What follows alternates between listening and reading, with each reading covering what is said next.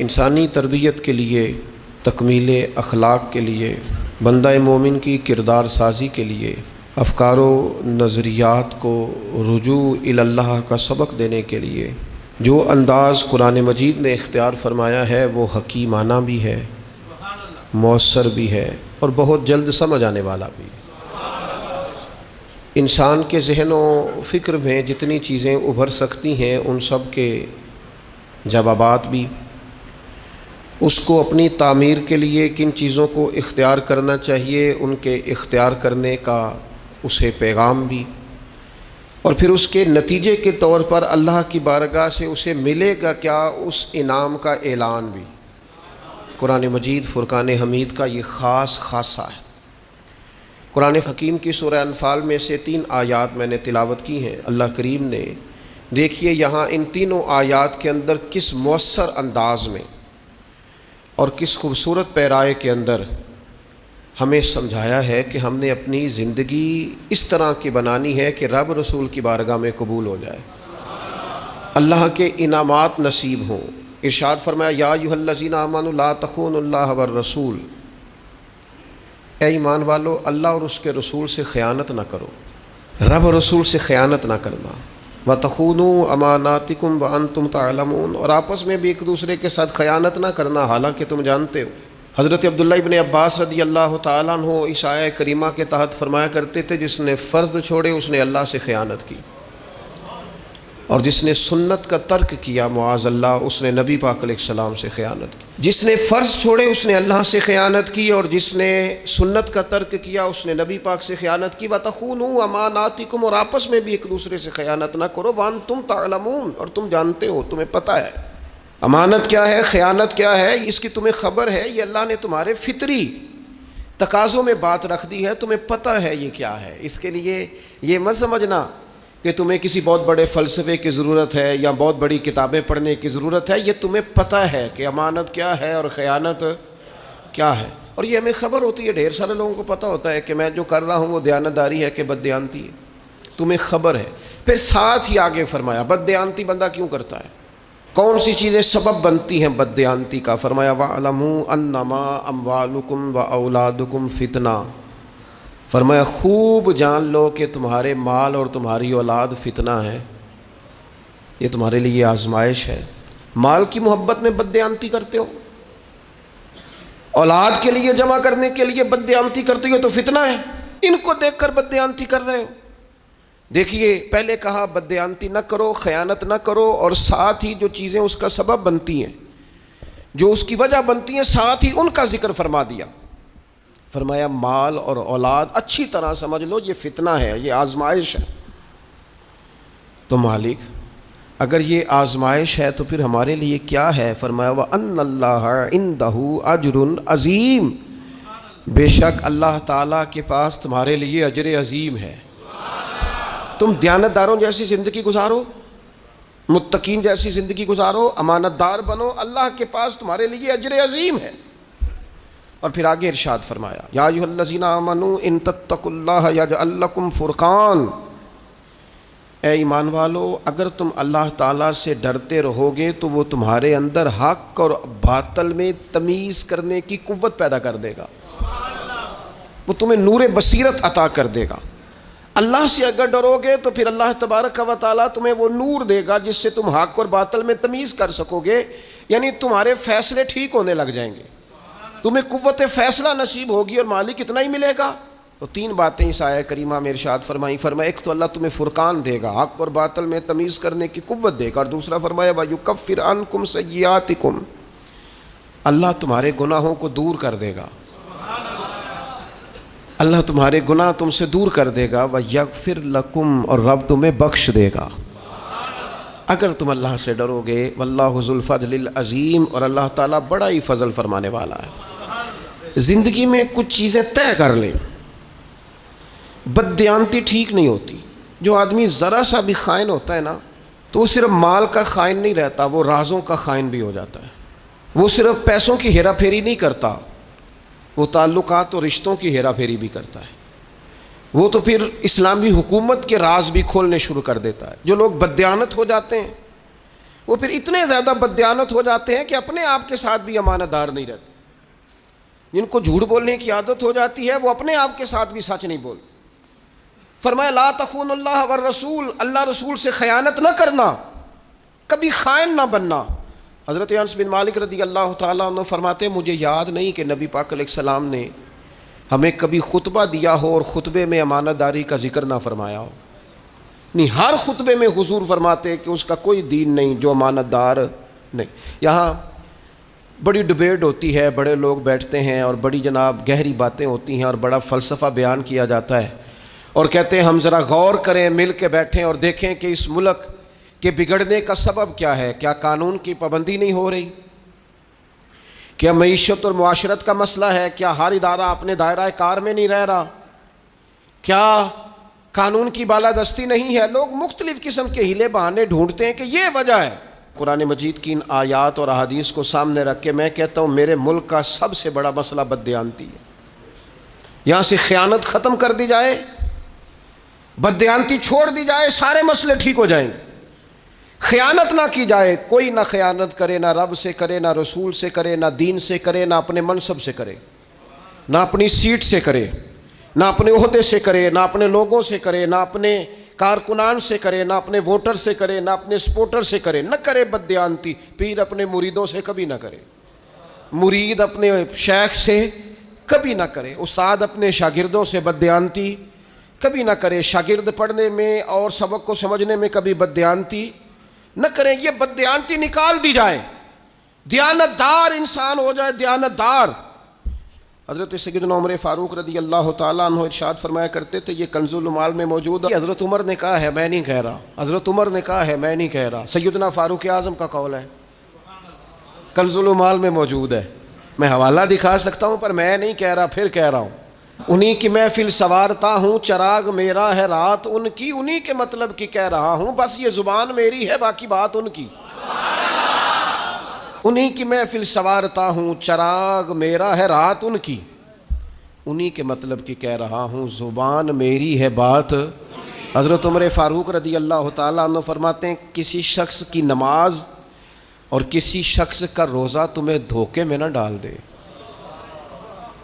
ہاں فرماتے ہیں کسی کا نماز روزہ تمہیں دھوکے میں نہ ڈال دے. فرمایا چاہے وہ روزہ رکھے، چاہے وہ نماز پڑھے، جب تک وہ امانت دار نہیں اس کا کوئی دین نہیں. فرمانے لگے پڑھ نماز جتنی مرضی، رکھ روزے جتنے مرضی، لیکن اگر تو دیانت دار نہیں تو پھر تیرا کوئی بھی دین. کیا معنی سمجھ لیا لوگوں نے کہ بعض رسومات میں بعض چیزوں کو قید کر لیا تو دیندار ہو گئے؟ تو امانت دار کتنا ہے، تیرے اندر دیانت کتنی ہے، تو اپنے منصب کے ساتھ کس قدر زیادہ دیانت داری کا مظاہرہ کرتا ہے. اور ایک معنی یہاں حضرت قتادہ فرمایا کرتے تھے، یہ جو کہا نا قرآن مجید نے رب رسول سے خیانت نہ کرو، تو فرماتے ہیں اس کا مطلب ہے کہ رب رسول کا دین تمہارے پاس امانت ہے، اس سے کبھی خیانت نہ کرنا. مسلمانوں دیکھو حضور نے بڑی مشقت سے تم تک پہنچایا. حضرت صدیق اکبر نے زندگی لگا دی ہے اسے آگے پہنچانے میں. فاروق اعظم رات کو سوئے نہیں، دن کو روٹی نہیں کھائی، جگہ جگہ گھوم کے اس دین کی سرحدوں کی حفاظت کی. عثمان غنی نے اپنا کمایا ہوا مال بھی سارا لگا دیا. اور شیر خدا تو 10 سال کی عمر سے چلے تھے، اور جب 63 سال کی عمر میں انہیں زخم لگا اور وہ شہید ہو رہے تھے تو کہہ رہے تھے لوگوں مجھے کعبے کی رب کی قسم علی آج کامیاب ہو گیا ہے. وہ انہوں نے نا اس دین کو دیانت داری سے آ کے پہنچایا. پھر وقت آیا نا جب امام حسین پر کہ اب امانت آپ کے پاس ہے تو آپ نے بچانی ہے. حسین آپ عہدہ بچائیں گے کہ امانت؟ حسین بتائیے آپ زندگی بچائیں گے یا دین کی امانت بچائیں گے؟ بتائیے آپ بچے بچائیں گے یا دین کی امانت بچائیں گے؟ تو حسین ابن علی نے کہا یہ سارا کربلا میں نظر ڈال کے دیکھو، میرے علی اکبر سے لے کر قاسم تک، اور قاسم بن حسن سے لے کر علی اصغر تک، اور پھر یہ دیکھو نیزے پر جو بلند ہو رہا ہے یہ وہی شخص ہے جو مدینے والے رسول کے کندھوں پر بلند ہوا کرتا تھا. یہ دیکھ لو ہم نے کچھ نہیں بچا کے رکھا، سارا کچھ پیش کیا ہے. اس لیے کہ اگر دین کی امانت ہم تک آئی ہے، ہمارے پاس بھی امانت آئی ہے. رسم، ناراض نہ ہو جائیں مجھ سے اساتذہ اور طلباء، پڑھنا پڑھانا وہ بھی رسم. محفلیں، تقریریں، سننا سنانا، جلسے رسم، آنا جانا، تصویریں، مشہور مولوی، مشہور نعت خواں، مشہور خطیب، مشہور قاری، رسم، تڑپ کے اقبال کہنے لگے رہ گئی رسم ازاں، رہ گئی رسم ازاں، روح بلالی نہ رہی، دیکھو یہاں فلسفہ رہ گیا ہے، تلقین غزالی نہ رہی، کچھ بھی نہیں پیچھے، چند رسومات کے پابند مسلمان اور چھٹی، لا تخون اللہ والرسول، اللہ اور اس کے رسول سے کبھی خیانت، یہ تمہارے پاس امانت ہے، اس سے کبھی خیانت نہ کرو۔ جو آدمی امانت دار نہیں ہوتا، اور پھر نبی پاک علیہ السلام نے فرمایا، مستدرک کے اندر روایت موجود ہے، حضور علیہ السلام فرمانے لگے لوگوں پر عن قریب ایک زمانہ ایسا آئے گا کہ جس زمانے میں جھوٹے کو سچا کہا جائے گا اور سچے کو جھوٹا کہا جائے گا۔ فرمایا جس زمانے کے اندر بددیانت کو امانت دار کہا جائے گا اور امانت دار کو بددیانت کہا جائے گا۔ دیکھو بددیانت کو امانت دار کہہ رہے ہو، اتنے بڑے خائن کو امانت دار کہہ رہے ہو۔ میرے قریب نے فرمایا زمانہ آئے گا سچے کو جھوٹا، جھوٹے کو خرد کا نام جنو رکھ دیا، جنو کا خرد، جو چاہے آپ کا حسن کرشمہ ساز کرے، جو طبیعت میں آئے، جو مزاج یار میں آئے۔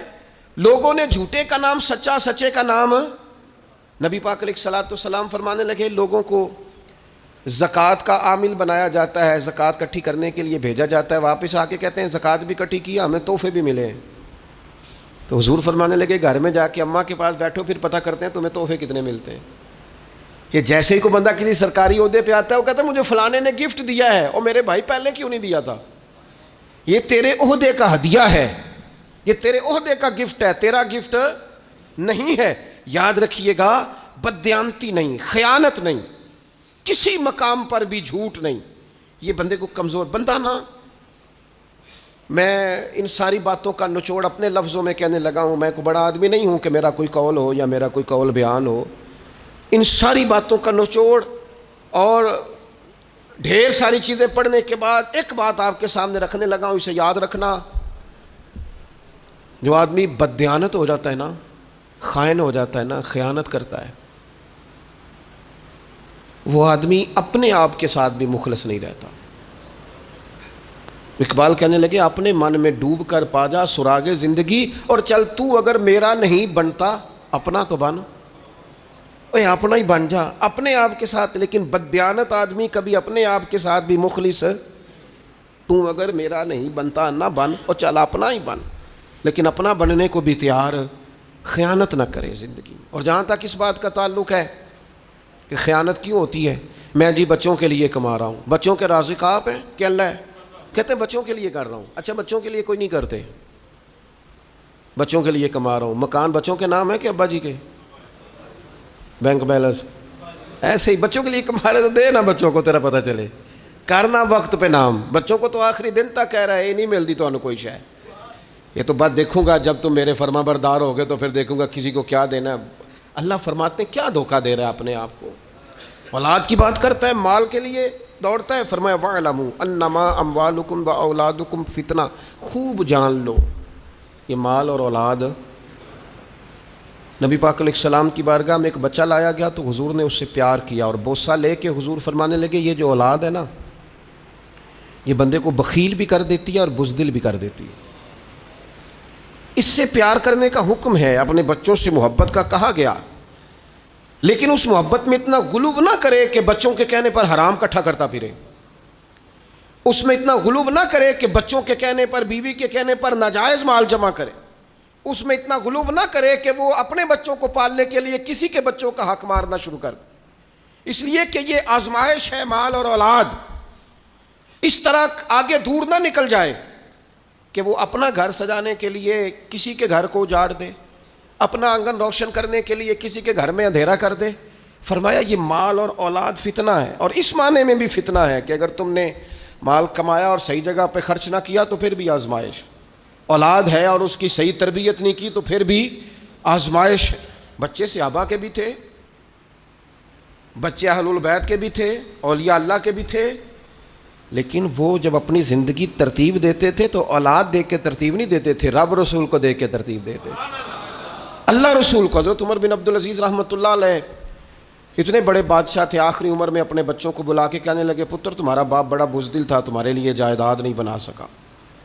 کہا بجی آپ تو بڑے بہادر ہیں، اتنے مار کے فتح کیے۔ فرمانے لگے نہیں میں بزدل تھا، میں دوزخ کی آگ سے ڈر گیا، نجائز نہیں اکٹھا کر سکا تمہارے لیے، بزدل تھا تمہارا باپ، میں نہیں کر سکا تمہارے لیے، اس لیے کہ میں اگر تمہاری ضروریات دیکھتا تو پھر اور بات تھی، لیکن میں نے تمہاری ضروریات نہیں دیکھی، میں نے رب رسول کی ہدایات دیکھی ہیں، اس طرف میری توجہ گئی ہے۔ میں اولاد کو سامنے رکھ کے بلیک میل نہیں ہوا، میں نے اللہ رسول کے دین کو فوقیت دی ہے، اس کو میں نے فتنے کو فتنہ ہی جانا ہے، میں نے اسے کبھی بھی ذہن اور دماغ پر سوار نہیں کیا۔ حضرت عمر فاروق رضی اللہ تعالیٰ عنہ کے بیٹے ملک سے باہر گئے اور تجارت کر کے، باقی لوگ بھی گئے تھے لیکن حضرت عمر کے بیٹے ذرا زیادہ نفع کما کے لائے تو جناب فاروق اعظم فرمانے لگے تجھے زیادہ نفع کیوں ہوا؟ کہنے لگے لوگوں نے مال زیادہ خریدا ہے۔ فرمایا لوگوں کو پتہ چل گیا ہوگا تو عمر کا بیٹا ہے، تو امیر المومنین کا بیٹا ہے۔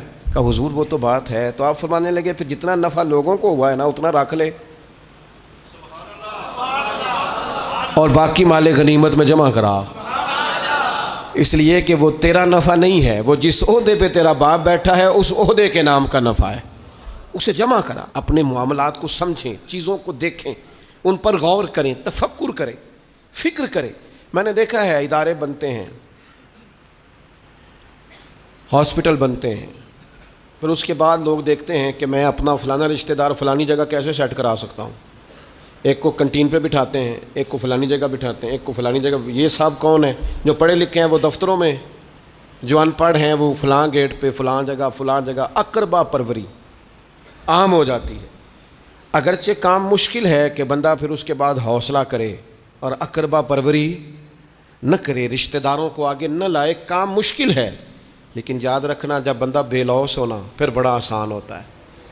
جب اس کے سامنے ذاتی مفادات نہ ہوں، بڑے مقاصد ہوں، اس کے سامنے اس نے کچھ بڑا اچیو کرنا ہو، پھر اس کے لیے آسان ہوتا ہے۔ اپنی زندگی سے اس اور دوسری بات، ایک تو ہے نا اولاد کا فتنہ، مال بھی بڑا فتنہ ہے، 2 کو 4 کرنا، 4 کو 8 کرنا، 8 کو 16 کرنا بڑی بیماری ہے۔ اور جیسے جیسے عمر بڑھتی جاتی ہے، حدیث پاک بتاتی ہے کہ پیسوں کی محبت بڑھتی جاتی ہے انسان کے مزاج میں۔ نبی اکرم صلی اللہ تعالی علیہ وسلم نے اسے فتنہ کہا۔ ضرورت کے لیے ٹھیک ہے، لالچ کے لیے ٹھیک، ہر شے پیسے نہیں یار، پیسوں سے صحت خریدی جاتی تو کبھی مالدار بیمار نہ ہوتے، پیسوں سے عزت خریدی جاتی تو پھر کبھی بھی کسی غریب کے حصے میں عزت نہ آتی، پیسوں سے زندگی خریدی جاتی تو شاید کبھی امیروں کو موت نہ آتی۔ یہ فتنہ ہے، اسے فتنہ سمجھا جائے۔ اور پھر آگے ارشاد فرمایا یہ 2 چیزیں فتنہ ہیں، لیکن فرمایا وَأَنَّ اللَّهَ عِنْدَهُ أَجْرٌ عَظِيمٌ، اللہ کے پاس تمہارے لیے بڑا اجر ہے، بڑا اجر ہے رب کے پاس۔ یا ایھا الذین آمنوا ان تتقوا اللہ یجعل لکم فرقان، اے لوگو اگر تم اللہ سے ڈرو گے تو اللہ تمہیں حق و باطل میں فرق کرنے کی قوت عطا کرے گا۔ زندگی میں انسان سے صحیح فیصلے ہو جائیں، یہ بھی بہت بڑی نعمت ہے۔ ہمارے ہاں لوگ سمجھتے ہیں میں اپنی چالاکی سے فیصلے کروں گا، چالاکی سے کام نہیں چلتا، اللہ کی دی ہوئی توفیق سے اگر بصیرت نصیب ہو جائے نا، اور یہ بصیرت تقوی سے نصیب ہوتی ہے۔ نبی پاک علیہ الصلوۃ والسلام فرماتے ہیں سب سے بڑی حکمت اللہ کا خوف ہے، اور فرمایا جب آدمی رب سے ڈرتا ہے تو اللہ اس کی زبان پر حکمت کے چشمے جاری کر دیتا ہے، دانائی ملتی۔ جب بندہ اللہ سے ڈرتا ہے، خوف خدا کے ساتھ فیصلے کرتا ہے تو اس کے فیصلے درست ہوتے ہیں، اللہ اسے نور بصیرت عطا کرتا ہے۔ اور نبی پاک علیہ الصلوۃ والسلام نے فرمایا مومن کی فراست سے ڈرو، یہ ترمذی میں موجود ہے، مومن کی فراست سے ڈرو، کیوں؟ فَإِنَّهُ يَنْظُرُ بِنُورِ اللَّهِ، حضور فرماتے ہیں مومن جب دیکھتا ہے تو وہ صرف اس آنکھ سے نہیں دیکھتا، وہ اللہ تعالیٰ کے دیے ہوئے نور سے دیکھتا ہے۔ مومن کی فراست قلبی سے ڈرو، اسے اللہ دل کی آنکھیں عطا کرتا ہے۔ یہ کبھی اگر اقبال نے بھی کہا تھا کہ دل بینا بھی کر خدا سے طلب، آنکھ کا نور دل کا نور نہیں، اللہ سے نا دل کی آنکھیں مانگ، بصیرت والے فیصلے، اچھے فیصلے۔ یہ کب ہوتے ہیں؟ جب انسان اللہ سے ڈرتا ہے۔ جب لوگ سیاست کر کے، لوگوں سے ڈر کے، ووٹ پکے کرنے کے لیے اور گڈ بک میں رہنے کے لیے اور اپنا جو ہے وہ مورال تھوڑا اونچا رکھنے کے لیے فیصلے کرتے ہیں تو وہ ذاتیات پر مبنی ہوتے ہیں۔ ان فیصلوں سے اچھے فیصلوں کی توقع کی جا سکتی نہیں۔ اچھے فیصلے کون سے ہوتے ہیں؟ جو بصیرت کے ساتھ کیے جاتے ہیں، اور اللہ تعالیٰ لوگوں کو بصیرت دیتا ہے۔ حضرت ابوبکر صدیق کے بیٹے بھی صحابی ہیں، پوتے اور نواسے بھی صحابی ہیں، بڑی شان ہے اور جوان ہے اور سمجھدار ہیں، لیکن اللہ نے انہیں بصیرت دی نا۔ انہوں نے وصال کے وقت ایک فیصلہ کیا، فیصلہ یہ کیا کہ میرے بعد حکمران سیدنا فاروق اعظم ہوں گے۔ یہ اللہ نے ان سے فیصلہ کرایا۔ لوگوں نے ان سے کہا کہ جناب آپ ایک سخت آدمی کو حکمران بنا رہے ہیں، تو حضرت صدیق اکبر فرمانے لگے میرے اوپر یہ وہ وقت ہے کہ جس وقت میں بڑا جھوٹا بندہ بھی سچ بولنے لگتا ہے، آخری وقت ہے میرے اوپر۔ آپ فرمانے لگے رب کی بارگاہ میں جاؤں گا، رب مجھ سے پوچھے گا نا حضور کی امت کس کے حوالے کر کے آیا ہے، تو عرض کروں گا مالک اس وقت امت میں جو سب سے بہترین آدمی تھا اس کے حوالے محبوب کی امت کر کے آیا۔ پھر حضرت ابو بکر کا یہ فیصلہ کیسا فیصلہ تھا کہ اسلامی سلطنت 24 لاکھ مربع میل تک پہنچ گئی۔ پھر ظالم ڈرتا تھا ظلم کرتے ہوئے، گھبراتا تھا، جرأت نہیں کرتا تھا۔ پھر سیدنا فاروق اعظم رضی اللہ تعالیٰ عنہ دن رات ایک کر دیا۔ وہ کیا فیصلہ تھا کہ جس نے اس امت کو آج تک ان فیصلوں کی روشنی سے نور دیا ہوا ہے۔ اپنے اچھے فیصلے زندگی میں اچھے، ایک فیصلہ ہی ہوتا ہے جو انقلاب برپا کر دیتا ہے۔ اور کئی دفعہ سب لوگ کچھ اور کہہ رہے ہو۔ وہ قائد اعظم محمد علی جناح نے گاندھی سے ایک دفعہ کہا تھا، اس نے کہا تھا گاندھی تیری اور میری سیاست میں ایک فرق ہے۔ تو گاندھی کہنے لگا وہ کیا فرق ہے؟ تو قائد اعظم کہنے لگے تو پہلے دیکھتا ہے کہ قوم کا مزاج کیا ہے، تو اسی حساب سے فیصلہ کرتا ہے، میں یہ نہیں دیکھتا، میں دیکھتا ہوں کہ قوم کے لیے ٹھیک کیا ہے، میں وہ فیصلہ کر دیتا ہوں، میرا رب پھر وہی قوم کا مزاج بنا دیتا ہے۔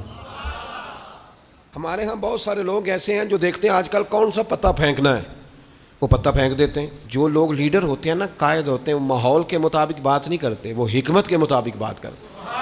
اگر کسی کو اس بات سے بدعزمی ہو تو ہو جائے، وہ سمجھتے ہیں کہ وقت آئے گا کہ یہی فیصلہ مؤثر ہوگا۔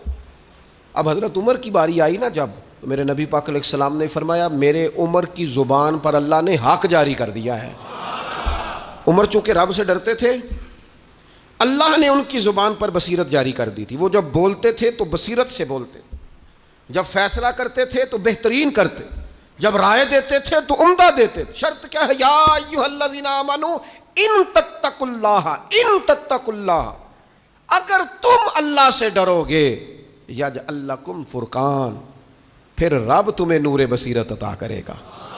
پہلے تم ڈر جاؤ، فیصلے اللہ سے ڈر کے کرو، پھر وہ تمہیں بصیرت کا نور دے گا، روشنی دے گا۔ حضرت عمر کو ملی۔ اور سیدنا عثمان غنی کا تو یہ حال تھا، ایک شخص آپ کے پاس آیا اور وہ بات کرنے لگا تو آپ فرمانے لگے بدنگاہی کر کے آیا ہے؟ عرض کی حضور معاف کر دیں، آنکھ بھٹک گئی تھی۔ حضرت سیدنا عثمان غنی کہنے لگے تیری آنکھوں میں مجھے زنا کے اثرات نظر آ رہے ہیں، اور تو دوسروں کی شکایتیں کر رہا ہے، دوسروں کے پردے کھول رہا ہے، حالانکہ اپنا تیرا یہ حال ہے۔ یہ نور بصیرت۔ اور پھر سیدنا مولا علی شیر خدا رضی اللہ تعالی عنہ، حضرت علی کو تو پھر حضور نے فرمایا نا میں حکمت کا شہر ہوں، علی اس کا دروازہ ہے۔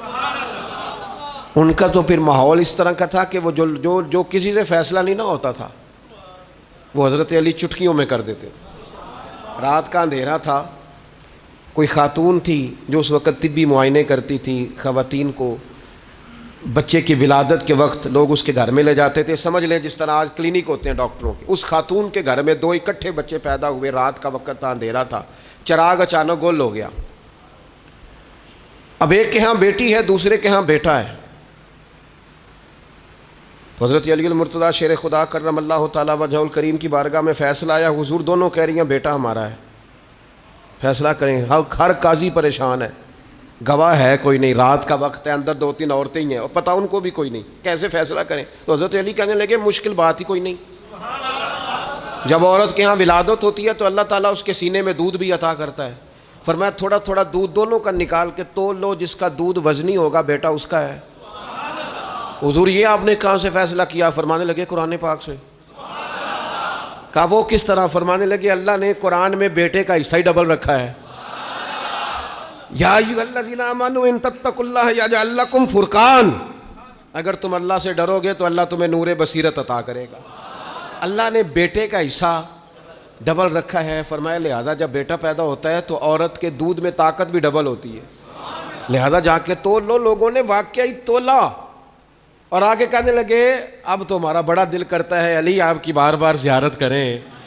وہ تو ہے نا کہ 25% زیادہ ہو، حضور ایسا نہیں ہوا، ڈبل ہی زیادہ ہے، آدھا وزن زیادہ ہے، یہ دیکھا ہے ہم نے۔ تو جب بندہ اللہ سے ڈرتا ہے پھر اللہ تعالیٰ اسے نورے، ہم فیصلہ کرتے ہی ایسا ہے جس میں کوئی ناراض نہ ہو، حالانکہ یہ ہو سکتا نہیں۔ دو بندوں کا فیصلہ ہے تو ایک نے تو ناراض شروع کر دیں جھوٹے کو ناراض کرنا، بددیانت کو ناراض کرنا شروع کر دیں، جس کی غلطی ہے جرت کے ساتھ اسے کہیں کہ تو غلط ہے، یہ کر دیں، یہ کریں۔ اس سے سوسائٹی کے اندر عدل پیدا ہوگا، انصاف پیدا ہوگا۔ ہم یہ جرت نہیں کرتے، ہم ہمت کے ساتھ فیصلہ نہیں کرتے، تو اللہ بصیرت کا نور یہ مل جاتا ہے۔ یہ مت سمجھا کریں کہ یہ صرف انہی لوگوں کا خاصہ تھا، رب کا قرآن سب کے لیے۔ اے ایمان والو اللہ سے ڈرو، اللہ تمہیں بصیرت کی روشنی عطا کرے گا۔ اپنی زندگی میں اگر رب سے ڈر کے فیصلے کریں گے تو فیصلے درست ہو جائیں گے۔ ارشاد فرمایا وَيُكَفِّرْ عَنْكُمْ سَيِّئَاتِكُمْ، اللہ نہ تمہارے گناہ تم سے دور کر دے گا۔ اور یکفر کا ایک معنی مفسرین کرام نے یہ بھی کیا ہے کہ اللہ تمہارے گناہ چھپا دے گا۔